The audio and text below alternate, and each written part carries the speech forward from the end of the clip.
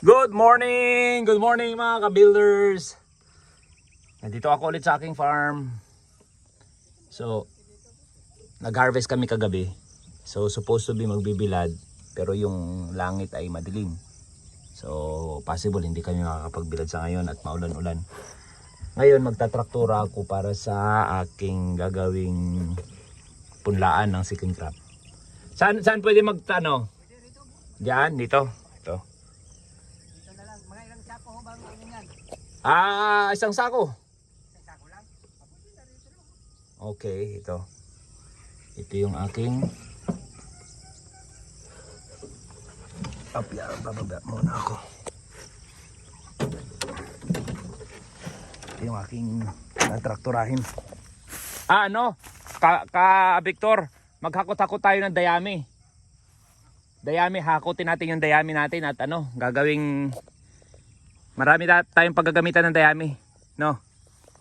Habang hindi pa natatraktura lahat.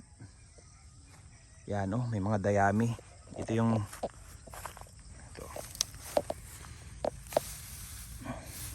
Marami ting mga may laman, no? Yung mga loses sa yung binidyo ko kagabi. So, tatrakturahin ko na agad ito para ma-prepare ko na. Ang plano ko, itong part na to, tataniman ko ng malagkit na mais. Mais, yung kulay puti na malagkit na pagkain, masarap kainin. Ito siguro pati ito, tapos may part dito ng talong, gulay. Yung sa taas na hindi nabababad ng tubig, yan citronelas yan. Ayusin ko yan.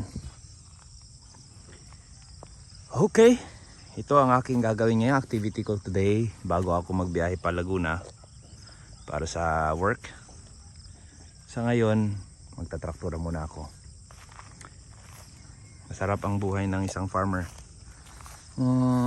Nakaka-relax. May minimal ang kita pero less stress kumpara sa ibang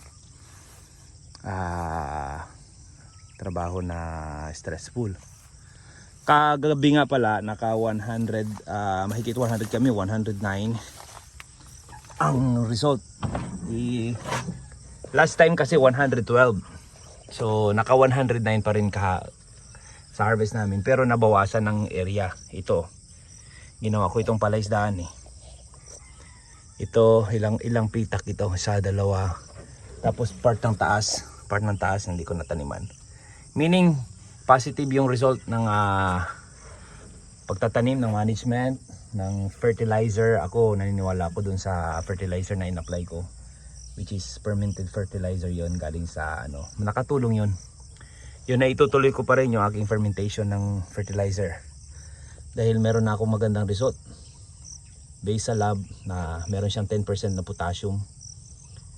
So, good for flowering and pagbubunga.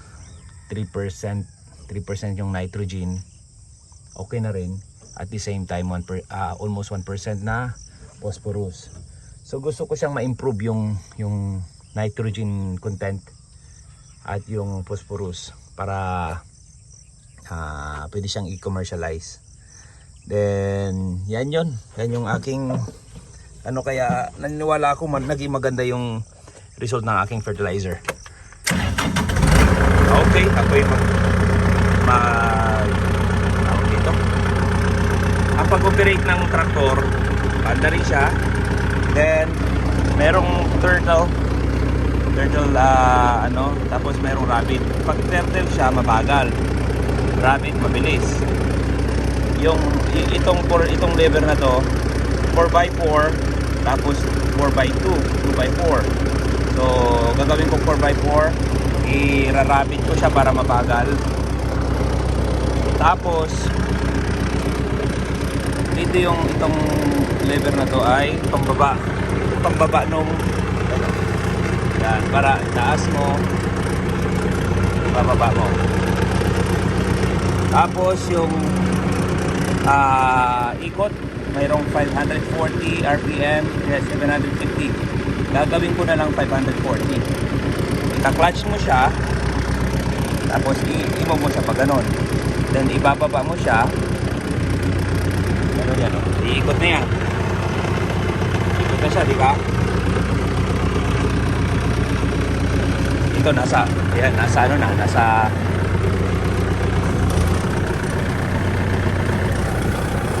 yan, pwede na. Then, dapat ang RPM mo dito is nasa 2,400.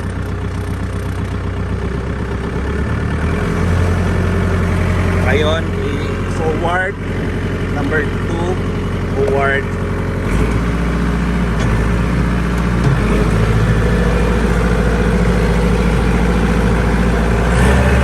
Yan.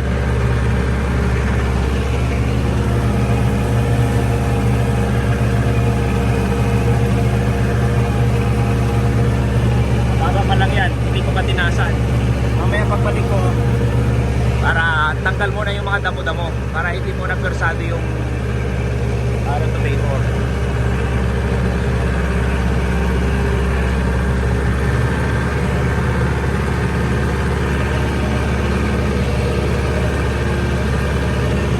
Para ka lang naglalaro. Enjoy.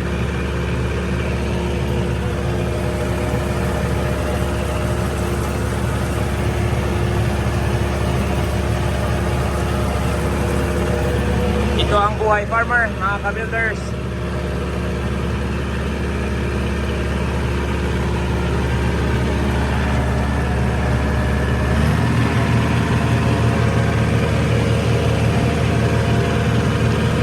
Mabilis ang trabaho pag may equipment. Okay, that's all for now. That's all. Bye-bye.